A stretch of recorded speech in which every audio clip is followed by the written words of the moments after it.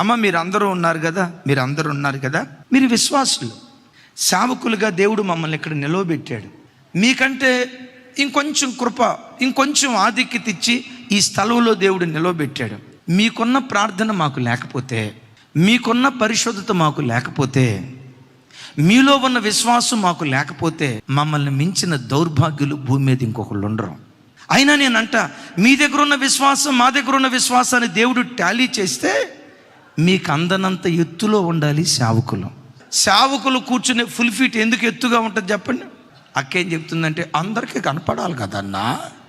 అందరికీ కనపడాలని కాదు, కింద కూర్చున్న ప్రజల ఆత్మీయ స్థాయి కంటే మా ఆత్మీయ స్థాయి ఎక్కువగా ఎత్తైన స్థితిలో ఉండాలి. మీకులాగా మేము మాట్లాడకూడదు. అంటే మీరు చౌకబారుగా మాట్లాడతారని నేను అనను. ఒకవేళ విశ్వాసి చౌకబారుగా ప్రవర్తించవచ్చు. విశ్వాసి చౌకబారుగా ప్రవర్తించిన విశ్వాసికి అందనంత ఎత్తులో జీవించేవాడే నిజమైనటువంటి సేవకుడు. ఇప్పుడు మీరు విశ్వాసులు ఉన్నారు, నా వైపు చూడండి, మీరు విశ్వాసులు ఉన్నారు. కొన్నిసార్లు మీ ముఖాలు ఇంట్లో బాంధవ్యాలు టచ్ స్క్రీన్ లాగా ఉంటాయి.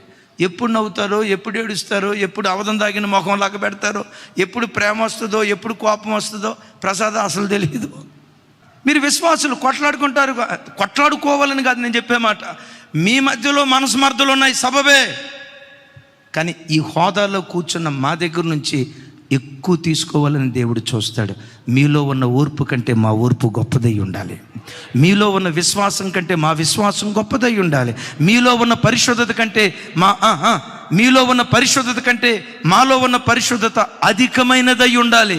ఎవరికి ఎక్కువగా ఇస్తాడో వాళ్ళ దగ్గర నుండే ఎక్కువ తీసుకోవాలని చూస్తాడు.